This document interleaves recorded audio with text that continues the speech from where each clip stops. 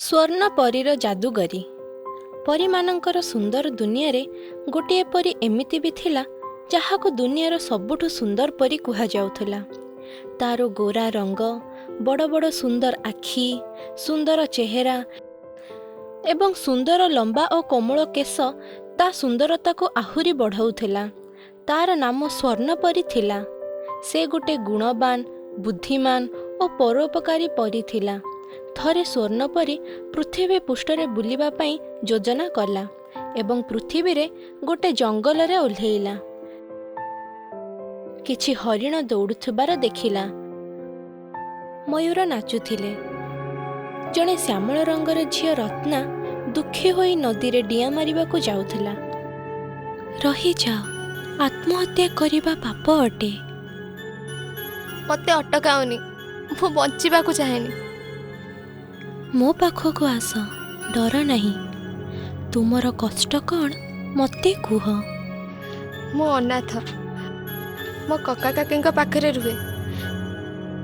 ନିଜ ଘରେ ହିଁ ଗୋଟେ ଚାକରର ଜୀବନ ବିତାଉଛି। ମୋର ସେ ଘରେ କିଛି ବି ସମାନ ନାହିଁ। ପେଟ ଭରା ଖାଇବା ବି ମିଳିବା କଷ୍ଟ। ମୋତେ ମୋ ଜୀବନରେ ଦୁଃଖ କଷ୍ଟ ହିଁ ମିଳିଛି। କ'ଣ ଭଲ କାମ କରିବାର ଫଳ ଏଇଟା?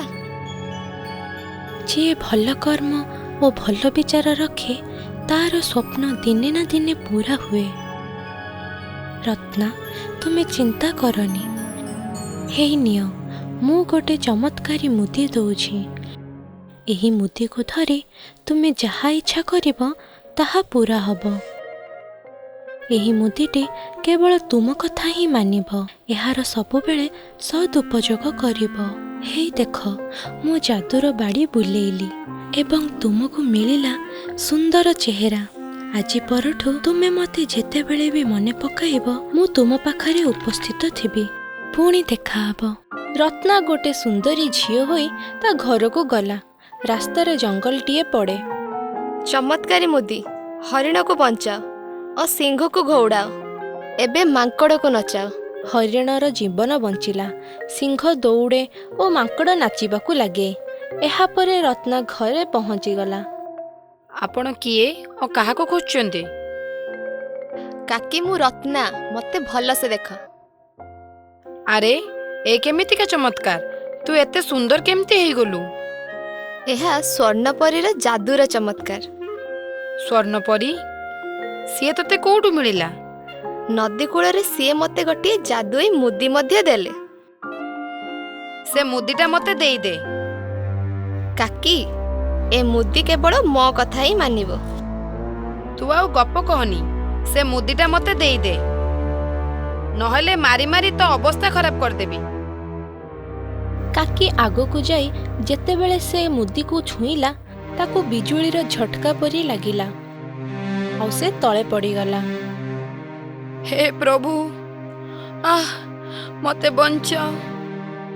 କାକି କାକି, ଉଠ, ଆଖି ଖୋଲ, ପୁରୁଣା ଦିନ ଭୁଲିଯାଅ। ମୁଁ ତତେ ବହୁତ ଅତ୍ୟାଚାର କରିଛି।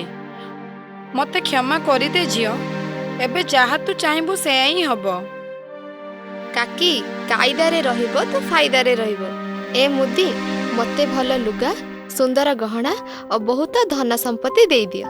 ଆଗରେ ବହୁତ ଭଲ ଲୁଗା, ସୁନ୍ଦର ସୁନ୍ଦର ଗହଣା ଓ ବହୁତ ଧନ ଦୌଲତ ଆସିଗଲା।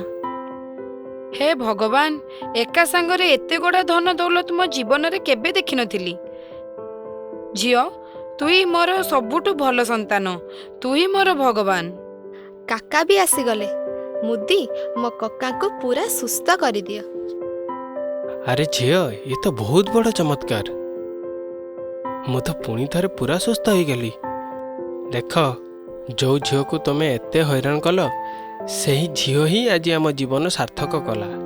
ସବୁବେଳେ ଖୁସିରେ ରହୁଛ। ଆମକୁ ଏଥିରୁ ଶିକ୍ଷା ମିଳେ କି ସବୁ ଅସୁବିଧାର ସାମ୍ନା କରିବା ଦରକାର। ସତ୍କର୍ମ ଓ ଭଲ ଭାବନାର ଫଳ ଆମକୁ ନିଶ୍ଚିତ ମିଳେ। If you enjoyed this story, please like and subscribe our channel and press the bell icon to get future updates. And don't forget to comment.